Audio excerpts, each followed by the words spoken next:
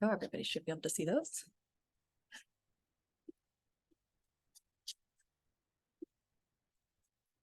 Good afternoon, everybody. I'm just going to give another few moments for people to kind of trickle in here, and then we will go ahead and get started.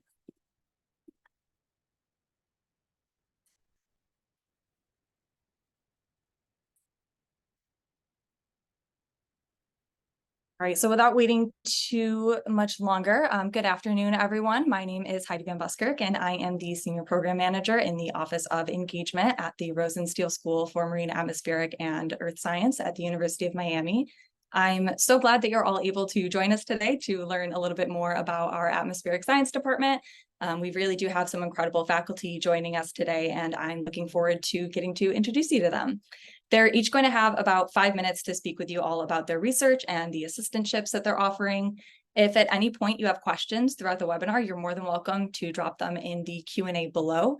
Each faculty member is going to have a few moments to take questions immediately following their talk. Sean Kennelly, our Assistant Dean of Graduate Programs, is also joining us today, and he'll be around to answer questions as well. Following the talks, I'm going to provide a bit more information about the application process, so be sure to stick around for that. Sean and I will also be sticking around at the end of the webinar for a few minutes just to review any questions that you have. If you don't get your question answered, you can always schedule an appointment to meet virtually with either me or our Assistant Dean, Andrew Elmore, to discuss any of our programs in more detail. And I'll drop the links in the chat in just a moment. But before we begin, I'd love to give you a bit more background about our school. So the Rosenstiel School was founded in the 1940s as the Marine Science Institution at the University of Miami. And since then, we have expanded our programs to include atmospheric science, as well as marine geosciences. And we are very proud to be considered one of the top earth science research institutions in the United States today. Just taking a quick look at our degrees, we do offer 4 different kinds of degrees. Today, we're mostly going to be focusing on our PhD degree, but I'll be touching very briefly on our Master of Professional Science degree, which is an accelerated master's at the end. I'm a very proud alumna of this program, so I'm always happy to talk about it. And this is just a very brief overview of some of the PhD and MS programs that we offer here at the Rosenstiel School. We offer PhDs in all 5 of our departments, as well as in meteorology, ocean engineering, climate and health, and data science. Obviously, we're going to be focusing on atmospheric science today, but this is just to show you the full scope of what the Rosenstiel School has to offer. So without further ado, I will pass things over so we can get started. Our first speaker is going to be Ben Kurtman, joined by Emily Becker. Thanks. Thanks, Heidi. This first project is a relatively large project, and so there'd be a number of students involved and research scientists and postdocs. And I'm sure you've all heard of the National Weather Service. Well, what you may or may not know is NOAA is trying to scope out building a national climate service. And this involves lots of charrettes, lots of activity. And in addition to all that other activity that they're developing, they've decided to fund 2 projects to help them scope out how to build a national climate service. The first project is led by mostly internal NOAA scientists. It's focusing on how to operationalize a climate service. The second project is to develop the scientific underpinning of what that climate service would look like. How do you constrain the current projections to meet stakeholder needs? And that's what we're going to be leading here at the University of Miami. Amy Clement and Emily Becker are University of Miami co-PIs on the project. We have team members from Florida International University, from the National Center for Atmospheric Research. The team that from NCAR is led by Steve Yeager, and we also have partners from Colorado State University, and that team is led by Jim Hurl. The project will involve analyzing climate projections. It will include efforts at very high resolution modeling. The objectives of the project are to assess, quantify, and reduce the uncertainty. So to really constrain those projections so that they're somehow actionable. We're going to work very hard to identify what are the large-scale climate drivers of projected changes? How does that imprint locally? So there's the CO2 part, which we're all familiar with, but how does that affect the natural modes of variability? And then the last objective is to develop hyperlocal, neighborhood by neighborhood, extreme focused climate projection information. So I want to give Amy and Emily a chance to mention anything that they think I missed. Oh, sounds good to me, Ben. Great job, Ben. I just echo that this has several PhD positions available. So that's a great thing, a great opportunity to become instantly part of a team of students and faculty from lots of parts of the US too. So it's a good network to be involved in. Yeah, good point. Thank you.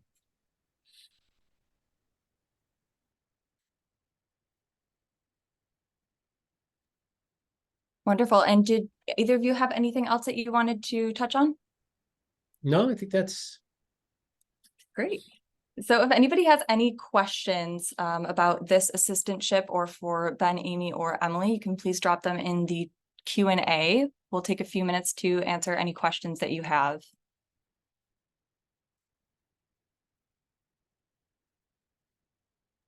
In the meantime, while we are waiting for some questions to come in, perhaps you could tell us a bit about the type of student that you're looking for, what you might be looking for in an application, or what you might be looking for in a student. Well, questions come in. Maybe I should deal with the question. We did just, that's fine. Yeah. What are the minimum requirements for this program? I don't actually know the requirements for the PhD program. Cassie's probably better suited to answer that. Yeah, I mean, you can actually find all of that information on our website. So we have a very detailed webpage that goes through and not just the application process, but some of the minimum requirements.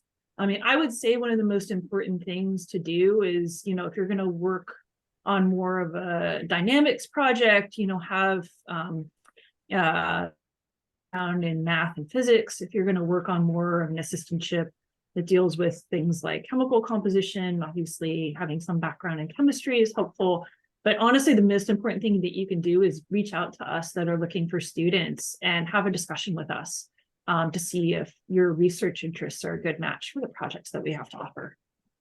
Yeah, thank you for Cassie. I think that's a really good piece of advice, is to send us an email and we can have a Zoom conversation to talk a little bit about what we think are the expectations. There's a number of student positions, so we're thinking pretty broadly in terms of experience, skills, but the most important skill, I think, is a passion for trying to understand how things work. That's really the desire to get a PhD. That's the thing that we view as most important. Great. That is great. And let's see if we have any other questions in here. Most of these are about kind of application requirements. We're going to be discussing those more towards the end of the webinar, closer to about 4:50 to 5 o'clock. So please stay on. We'll be discussing those with our Assistant Dean of Programs, Sean Kennelly, afterwards. If you have any questions specific for our faculty members or for the PhD assistantships that we're going to be going through now, please drop those in the Q&A. But thank you, Ben, Amy, and Emily for joining us. I will pass things over for our next assistantship over to Amy.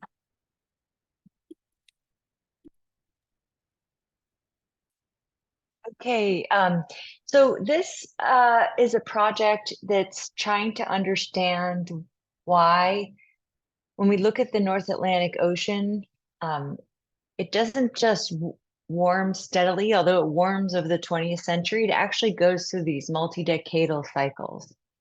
Most people have typically thought that the reason for those cycles actually has to do with the ocean circulation, but this project is testing other ideas, and also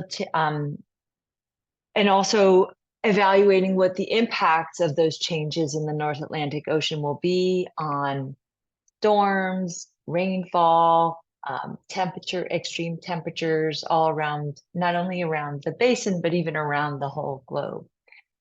So the tools we use for this project are global and large-scale oceanographic and atmospheric data sets. And we also have developed here at the Rosenstiel in collaboration with NCAR a hierarchy of models where we simplify the climate system in ways by, for example, taking out the ocean circulation or taking out clouds or taking out land surfaces. And so this is kind of the climate model hierarchy that we use in my lab for lots of different topics. And this particular one is looking at multi-decadal changes in the Atlantic. So the kind of student I'd be looking for would be somebody who will participate in the group. So the group will consist of undergrad, grad students, postdocs, and faculty from other faculty collaborators from other institutions. We meet weekly to make progress. We just had a paper come out on this topic in Nature, which I can put in the chat. And am I allowed to put things in the chat? Yes, you can send things in the chat. Okay, good. I'll put that in the chat. And so you'll see lots of authors on that include former undergrads who are now grad students, and all the way up to retired faculty. So it's a very it's a diverse group.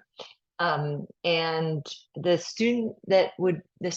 kind of students we're looking for this project are someone with good quantitative skills to be able to process large data sets, good physical understanding in order to be able to run climate models and interpret them. And as you heard me mention, although I'm in an atmospheric science department, this also looks at the interaction between the ocean and the atmosphere and how those two interplay in order to produce changes in the climate system. And so I'm looking for people that can both apply the physics to both the ocean and the atmosphere and their interaction. So I think that's all I wanted to say on this. This picture that is shown is just a picture of looking at sources of uncertainty as we go forward into the future. How much of that comes from ocean and atmosphere processes, how much comes from anthropogenic forcing, and how much comes from uncertainty in our understanding of the response to anthropogenic forcing. And this project will hopefully be able to provide more refinement of this kind of plot that you see here that are very useful for thinking for long-term adaptation planning of the kind you heard Ben speak about earlier before. So I'll stop there and take questions.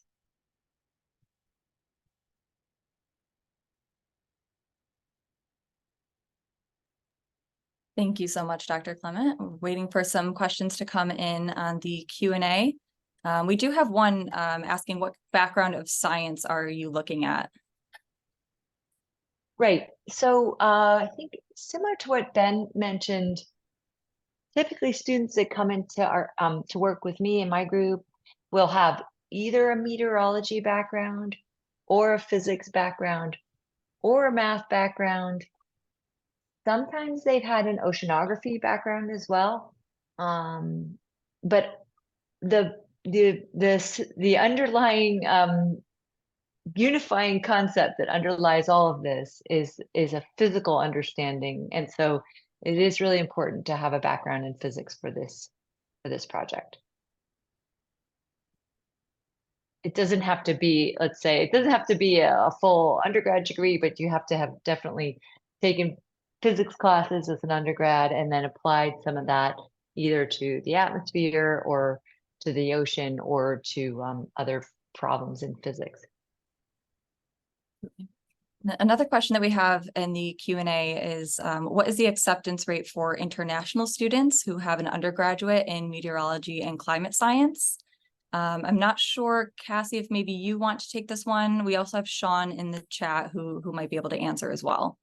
Sure. For the master's and PhD, our admissions doesn't work where we have like a set number of students we take in.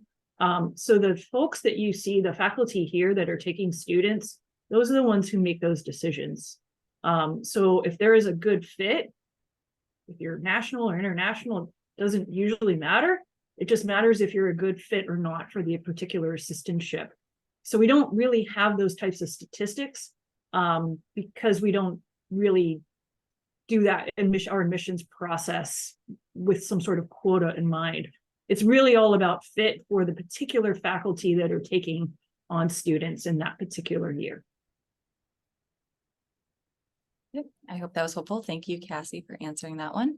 The next question we have is, do you offer full scholarships for the research programs? So we are currently talking about some funding that we are offering for PhD students through assistantships. Cassie, maybe you want to talk a little bit more about other kinds of funding that are available to PhD students? Yeah, so PhDs, the funding models differ depending on what degree you are looking at. So for the MPS and the MS, the funding is not guaranteed, but for the PhD, it is guaranteed. So there is a stipend, there is health insurance, and there is tuition that is all covered by the advisor. And this is covered for a 5-year PhD assistantship. So if you look on the webpage that I provided in one of my answers that provides the overview of the assistantships, that actually has the amount of the stipend that is offered currently for PhD assistantships. Thank you. And we can drop that link again in the chat, but it is also in the Q&A under one of Cassie's answers. And then I believe we have time for maybe 1 or 2 more questions. So the next question is, would this project mainly focus on large scale interactions, or would there be a bit more micro mesoscale interaction between atmosphere and ocean as well? And Amy, I believe that was for you. Yeah, that's a really good question. I think, Ben's on the call. He's been one of the people in the field really pushing the limits of using our global climate models at finer and finer resolutions so that you can start to get at what you might call micro or mesoscale, like, for example, resolving the Gulf Stream front, like the very strong sea surface temperature gradient across the Gulf Stream. And so, yes, that is certainly, like, I view that as part of the hierarchy of climate models. So very high resolution ocean atmosphere coupled models, all the way down to the very simplest, the simplest configuration where the ocean doesn't even move. And so, yes, I think there's definitely some interesting scientific questions around how important are those smaller scales in dictating the larger scale patterns that we see in the climate system. So great question. And the answer is yes. Great. And we just have one more quick question before we move on. I'm currently working on PAHs in the environment. Will I be eligible for this program?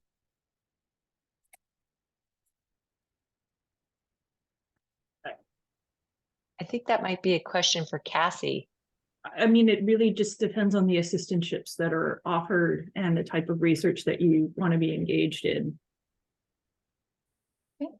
Awesome, thank you. And next we are going to pass it back to Ben to speak about another assistantship that he is offering.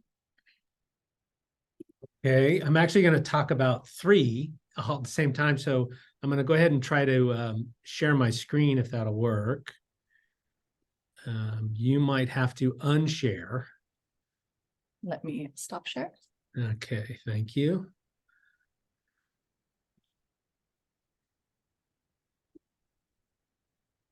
So here we go. So there's 3 separate projects.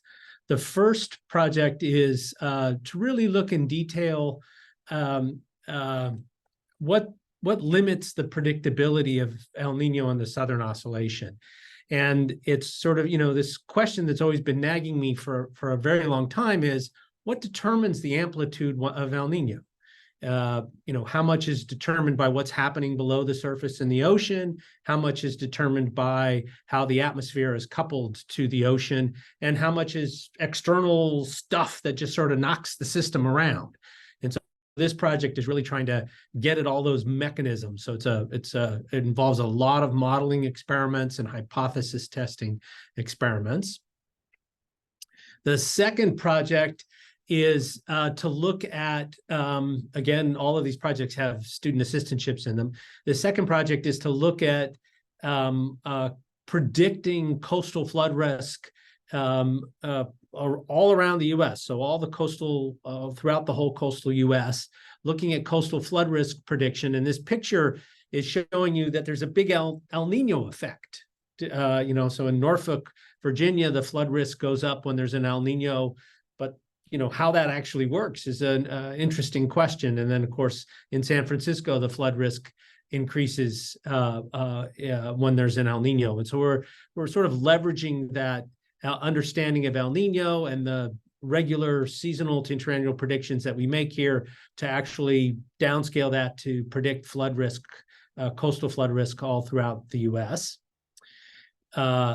The next project, whoops, I was hitting the wrong thing. The next project, again, is a prediction type of project, but is looking at, can we predict the risk of fire, particularly fire in the West, on subseasonal timescale? So, 2 to say 6 weeks in advance, can we tell CAL FIRE that, moves resources around to deal with fire? The risk is real big in this particular location and not so big elsewhere. And so they may need to redeploy resources to think about the fire risk. And so we have a whole nother project, and student support is available under that project to do fire risk prediction. And the last one I've already talked about, that developing the decadal climate projection services through stakeholder guidance.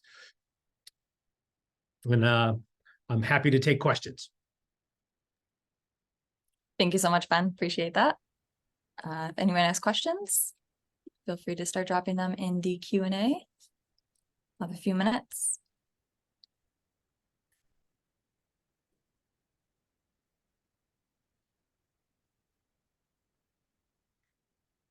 And while we're waiting for a few questions to come in the chat, just because I didn't say this at the top of the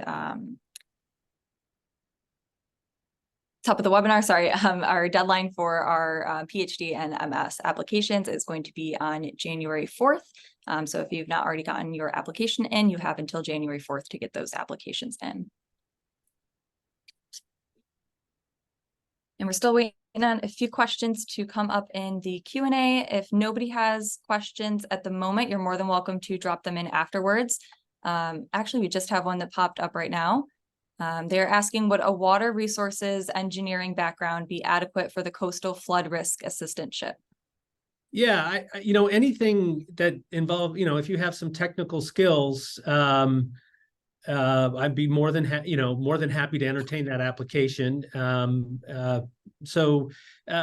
Engineering background, physics background, math background, that is more than adequate to apply to the program. It's our job to teach you the specifics in the physical sciences, and so we want people that have technical skills and a passion for working on these important societal problems. And yes, so water resource engineering background is definitely applicable. Do you accept email? Yeah, please send us an email, and I'm more than happy to discuss projects, and we can jump on a Zoom call and get into some nitty-gritty details. And the last question there, Priya, of course, as I mentioned, technical background is most helpful. But honestly, the thing I care about most is that you really want to do this. Graduate school's hard and takes perseverance. And I think success in graduate school is 98% perseverance and 2% smarts, and you really don't need the 2%. So it's really the perseverance that's most important. Vanessa, for my projects again, and I'm sure for Cassie's projects, chemical engineering background puts you in a good position. It's, that you're not afraid to dig into the technical details, I think is really the important thing.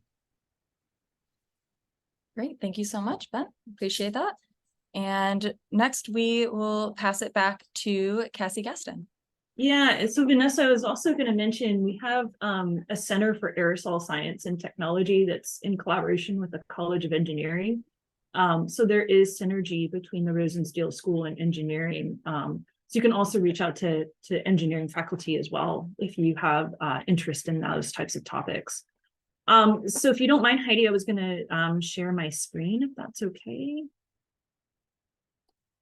So my projects are more focused on experimental science. So we do observations in my group. We don't do a lot with modeling. And our group is 100% focused on aerosols. So these are small particles in the atmosphere. They're smaller than the size of a human hair, but they are inhalable. So they have direct impacts on human health. We saw that actually this past couple of years with the COVID virus, which was transmitted through small aerosols. We also in my group are really interested in how these aerosols affect climate.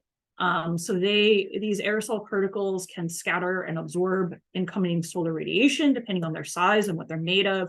They can nucleate clouds, and they are really interesting in that they can deposit nutrients that stimulate primary productivity. We've looked at this in the Amazon basin. We've looked at this in the North Atlantic Ocean, and this is a driver of sequestering atmospheric carbon dioxide into the ocean, into the terrestrial biosphere. And so what we do is we're mainly focused at looking at African dust. We have an observatory in Barbados. What I'm showing in this video here is this Godzilla dust event that happened in 2020. It blanketed parts of the Caribbean islands as well as parts of the Gulf Coast as well. And what we do is we have a research site in Barbados. It's the easternmost island in the Caribbean. So it is at the brunt of African dust transport, which is what you can see here in this image of this dust plume traversing the Atlantic Ocean towards the Caribbean. And this is a picture of the observatory. This is where we do a lot of our field measurements. So we have an atmospheric tower. We have a couple of shipping containers that serve as laboratories. And we do primarily chemical workup of samples. We collect aerosol particles on the top of this tower. We also are starting to collect more real-time measurements, looking at properties like aerosol radiative properties, dust mass concentrations, trace metals, particle size, chemical composition in real time. And then what we do is that we collect, we bring back to Miami, and we do workup in our lab. So these are the types of analyses we can do. This is showing an over 50-year record of African dust transport that we've extracted from the site. So this is a site that's been part of the University of Miami for several decades now. And we're starting to use the site to look at things like how does dust impact health? So what I'm showing here is during the Godzilla dust event, we have these air quality monitoring stations across the Gulf Coast. So on the 26th, the area wasn't impacted by the Godzilla dust event.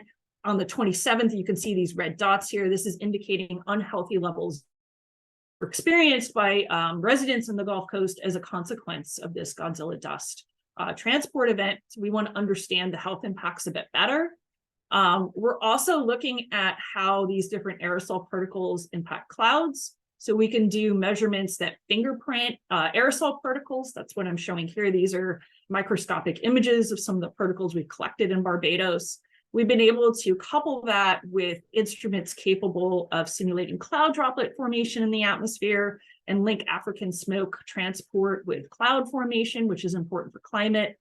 And we've also looked at nutrient deposition and shown that African dust, as well as smoke from Africa, is really key at providing phosphorus to the Atlantic Ocean and the Amazon rainforest. And this is really key for driving carbon uptake. So what I'm looking for really is students, like Ben said, who are curious, who are passionate about this work. And it is preferable that students have some familiarity with analytical techniques. So I've taken students with oceanography backgrounds, environmental science backgrounds, chemistry backgrounds, geology backgrounds, but really the common thread is two things. One is some comfort with analytical methods. We do primarily do chemistry in my lab, and also just passion, right? Passion, like Ben said, is going to get you really, really far in a graduate program, no matter what you pursue. So with that, I'll take any questions. Let's see. Great. Thank you so much, Cassie. We do have two questions waiting for you in the Q&A. The first one is, I have a bachelor degree in environmental science and a master of public health and environmental health. Can I be accepted into the project? I work on the presence of concentrated PHAs in soil as my undergraduate thesis.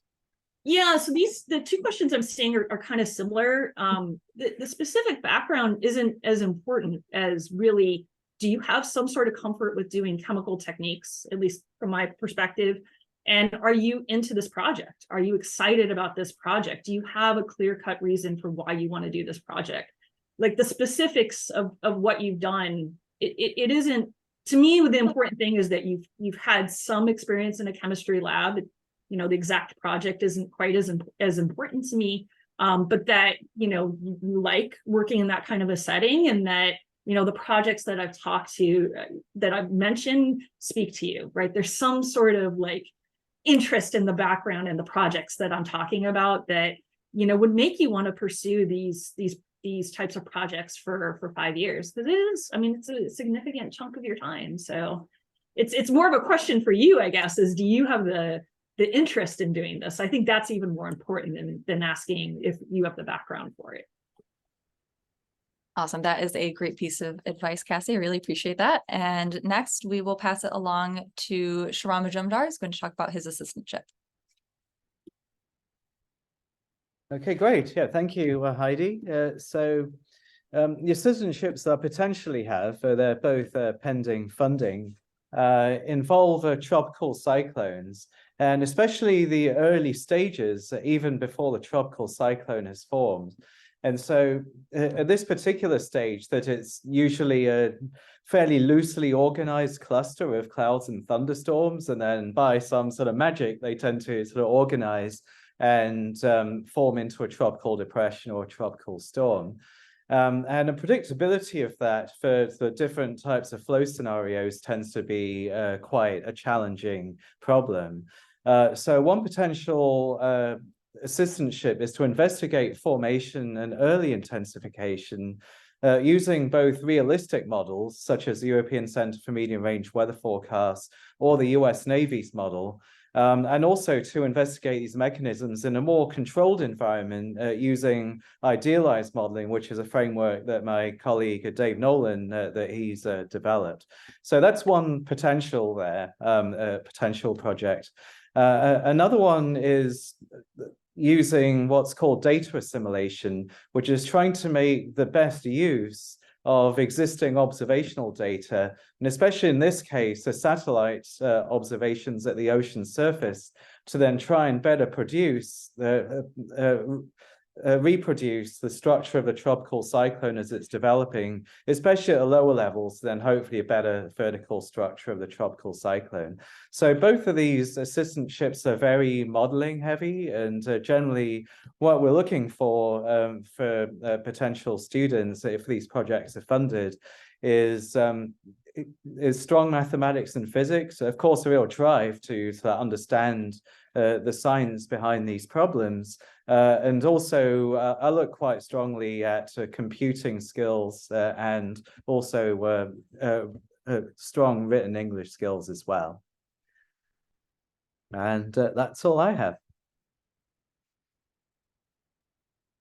Thank you very much, Sharon. We'll accept questions in the Q&A now if anybody has them for Sharon. Just give everyone a few moments to type their responses.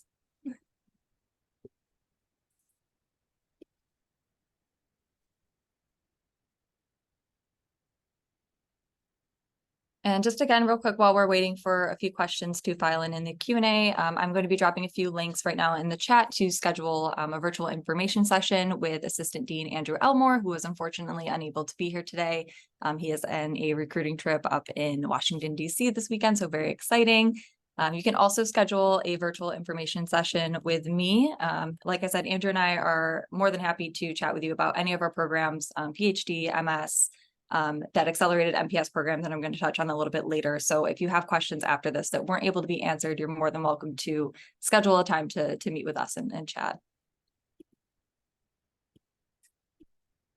Still waiting on a few questions, Sharon. In the meantime, would you mind just telling us a bit more about the type of student that you're looking for, or who would be best suited to apply?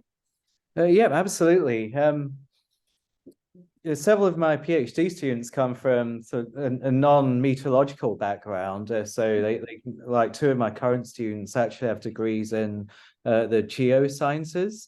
And especially, so what we look for is strong mathematics and physics. So that's really underpinning to this. And then one can learn the meteorology really as one goes along in the project. With modeling, that's also something one can learn sort of during the project themselves. But what we really look for is strong programming skills. And then also, I particularly look for strong writing skills as well. Thank you. And we do have one question that just popped up. Understanding the mechanisms and predictability is mentioned for the potential project. Would this include looking into wind shear and how it influences storms? Oh, yes, absolutely. Yeah, that's a great question. Wind shear is known to be sort of one of the main influences on tropical cyclone intensity change. It may actually be a little bit more questionable about its role in the formation of tropical cyclones, and it may be sort of shear in a particular direction, or another, or potentially sort of combination of shear and the ingestion of relatively high humidity air into the developing disturbance. So yeah, absolutely. That wind shear is a very key quantity that may be a driver of the predictability in the early stages of these cyclones. Great, thank you so much. We do have a few more minutes if anybody has one or two more questions. Before we move along, I'll give you a minute to drop those in the Q&A.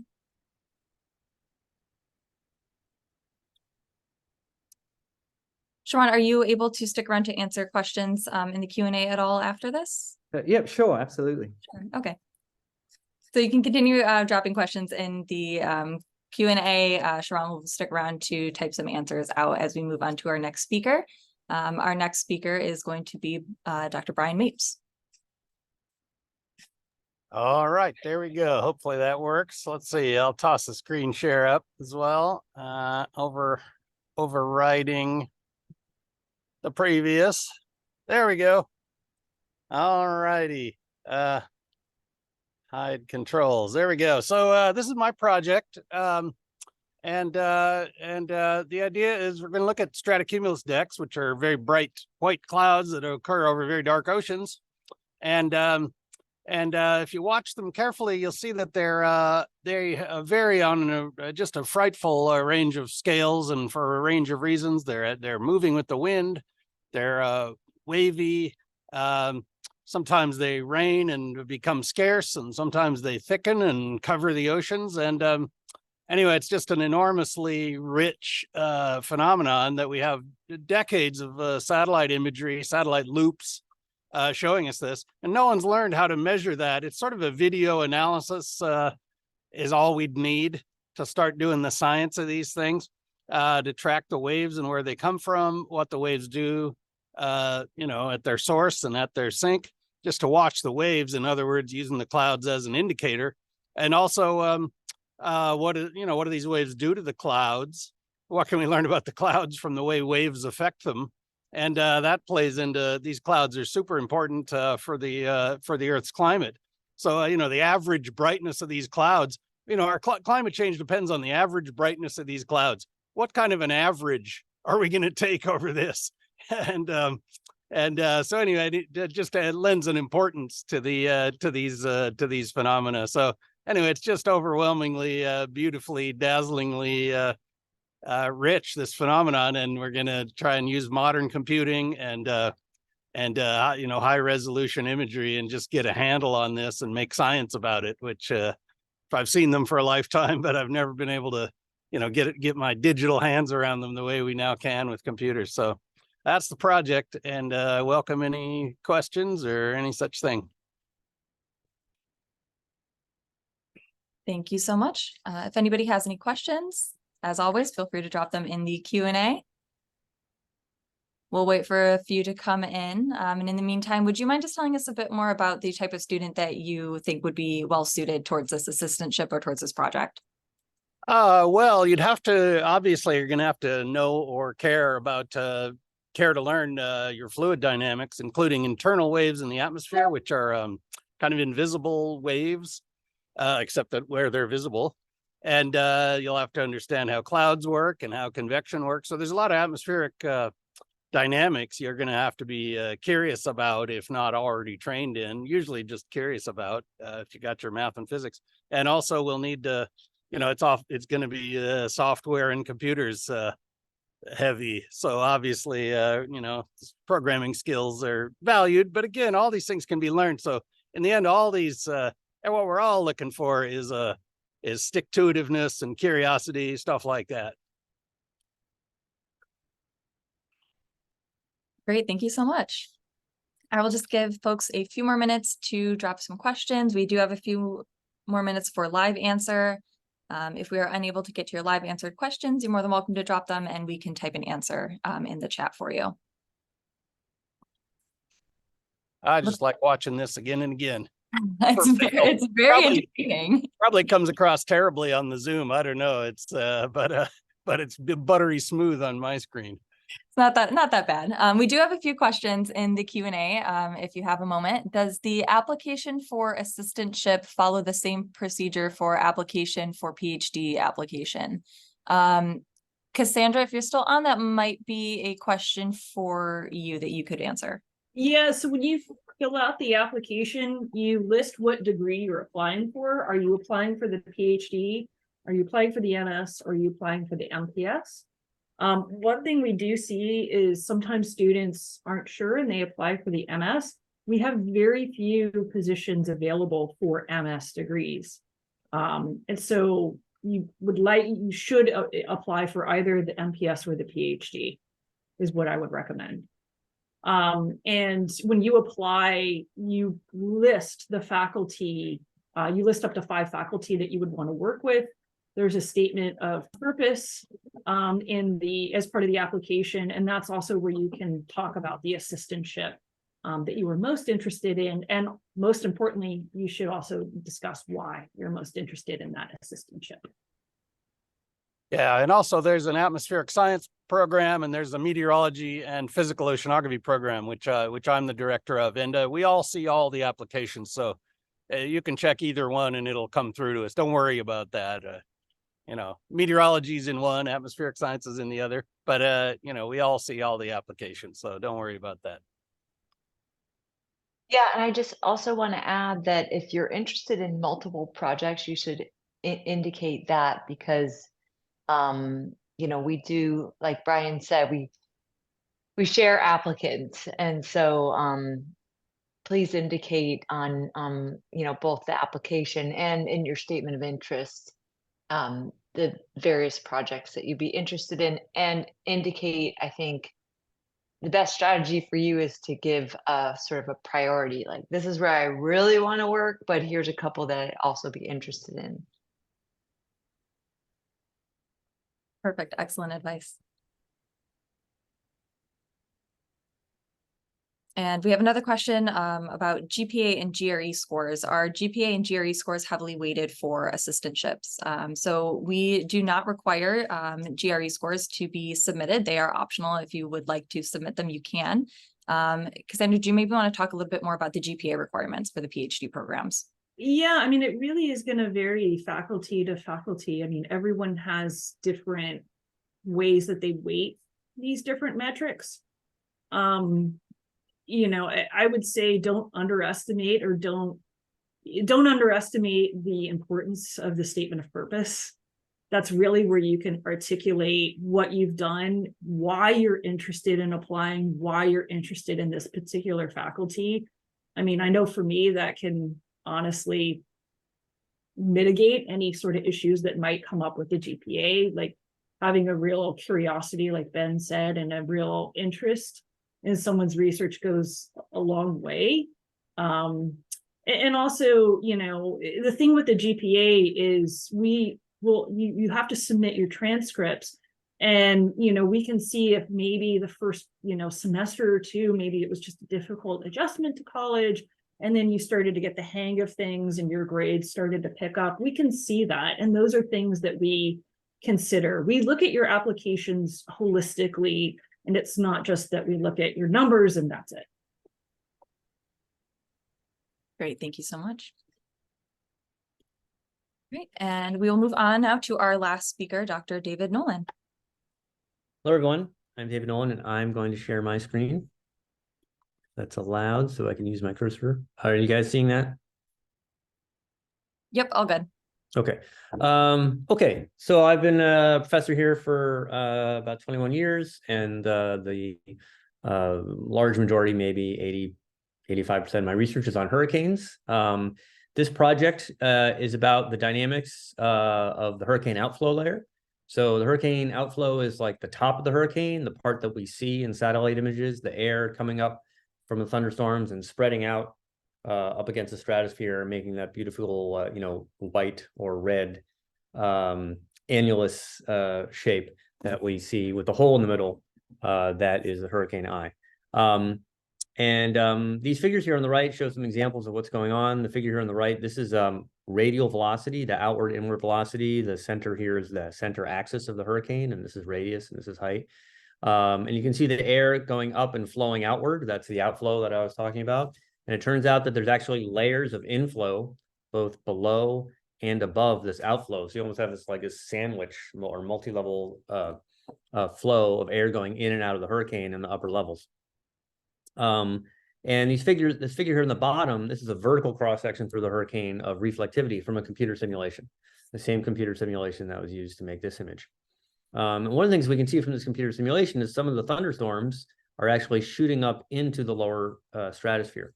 Now that's exciting, but it's also interesting because that water vapor may be injected into the stratosphere in such a way that it stays in the stratosphere, and that actually plays a role in kind of climatology and the chemistry of the stratosphere, and even in climate and global warming.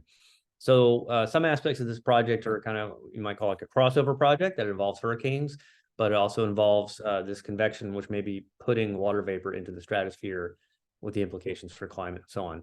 And this figure here on the bottom is actually a real reflectivity image from made from airplanes flying through hurricanes. And the point of this is to show that you see these reflectivity regions reaching up again above 14 kilometers, showing that these things that we see in the computer simulations are real. Another thing that's going on at the top of the hurricane are waves and instabilities, and it didn't want to be outdone by Brian Mapes, so I just added this animation right now showing these are vertical velocities at the top of the hurricane, and you can see these very clear up and down motions. Red is up, blue is down, these spirals swirling around at the top of the hurricane, and those are basically waves that are radiating out of the hurricane. And some of those also may be basically lifting moisture up into the stratosphere, mixing in that way, which is relevant for climate. So we're very excited to continue working on this. I also have a big news flash. Some of you on the webinar, I can actually recognize your names because I know some of you have communicated with me already. And I told everyone before that this was tentative. I didn't know if this project was going to be funded, but I'm happy to announce this project has been funded. So we are going to be admitting a graduate student in the fall of 2024 to work on this project. So as for the other standard question, which is, what kind of students are we looking for? Similar to what my friends said before, most of our students come in with a background in meteorology, but we certainly consider students with math backgrounds, physics backgrounds, computer science. Having solid grounding in math and physics is really necessary for the work that we do. I think that's all I have to say. Great, thank you so much. Are there going to be any questions? anybody has any questions, you can go ahead and type them in the Q&A. We'll wait for a few to kind of cycle in.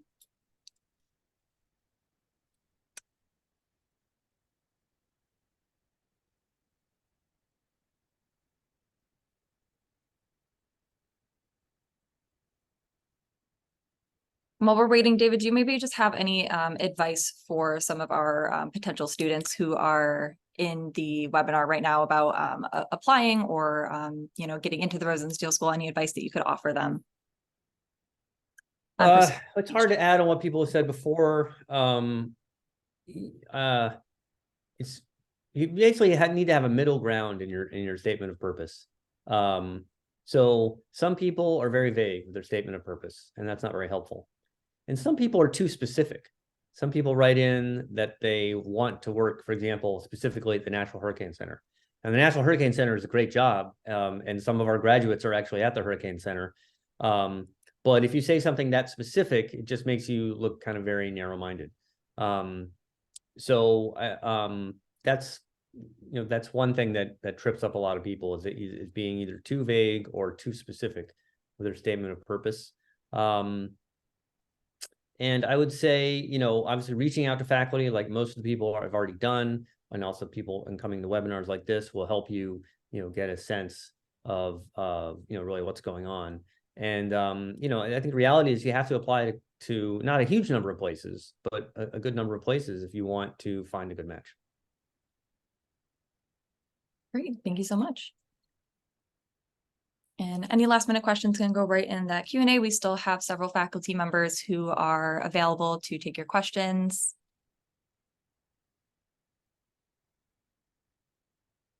And in just a few moments, I'm going to give some more information just about the application process, when you can expect deadlines, when to hear back, things like that. I'm also going to talk very briefly about our MPS program, our Accelerated Master of Professional Science program. As Dr. Gassner was saying earlier, you can apply for multiple programs on one application. And so we just want to make sure that you're aware of all of the options that you have here at the Rosenstiel School. If nobody has any questions, you're more than welcome to follow up with any of the faculty members that you met with today. All of their information can be found online on our website on that graduate assistantship page. So you can feel free to go there and get their contact information. They are more than happy to chat with you anytime. Feel free to reach out through their emails. If anybody else has anything last minute to say before hopping off, I'll open the floor. If not, thank you all very much for joining.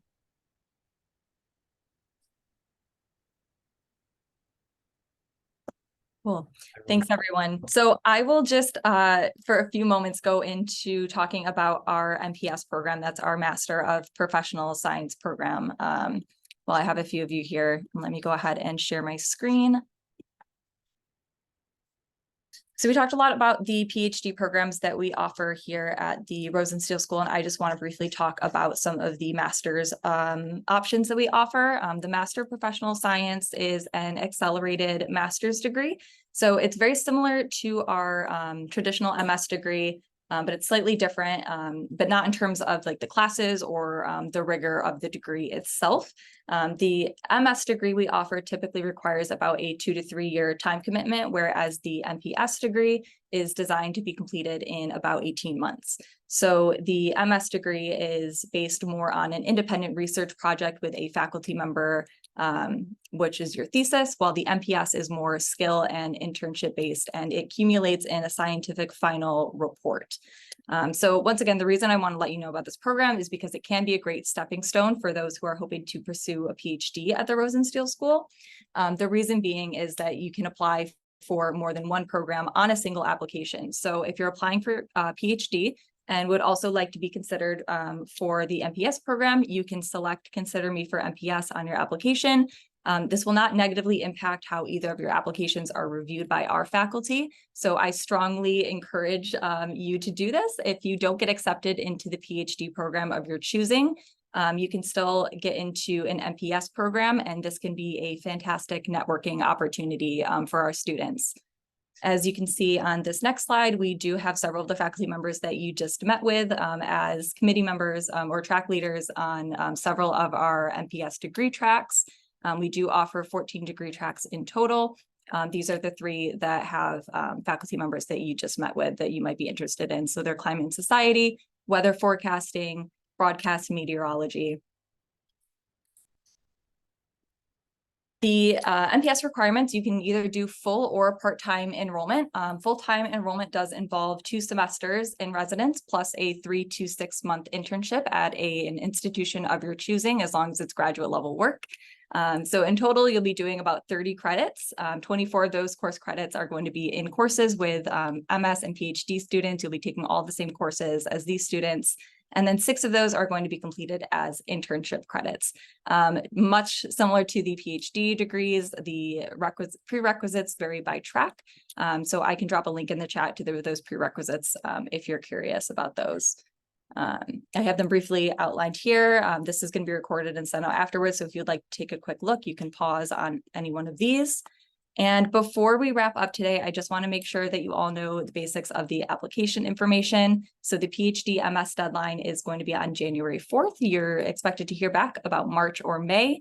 The MPS application deadline is on June 1st. We actually do rolling admissions for these since the committees are much smaller. We're able to review the applications a little bit quicker. So you usually hear back in about 4 to 6 weeks. Like I mentioned earlier, you can apply for 2 tracks, your first track, your first choice, excuse me, and your second choice. And again, similar to the PhD, the GRE is not required. It's totally optional to submit. To apply, we make it very easy for you to apply. So you can head to our website, earth.miami.edu, and right on our homepage over on the right-hand side, we have this little get started bar with request information, visit, and apply. Just click that 3rd button that says apply. It will bring you to our application portal and you can submit your application. If you would like to get more information or schedule an information session, you can always go to request info. If you would like a virtual tour or even to schedule an in-person tour and come down to visit us in Miami, which we would love, you can hit the visit button and that will bring you up to schedule a tour. So as we mentioned before, PhD students are admitted with a research assistantship or fellowship, and they're offered up to 5 years of support. This does include healthcare. The MPS degree is self-funded. We do try to offer students some form of aid in the merit-based tuition waivers, either 3 or 6 credits. These are applied automatically to your account based on your GPA when you apply. Again, MS degree is self-funded, and you can find more information about all of these degrees on our website.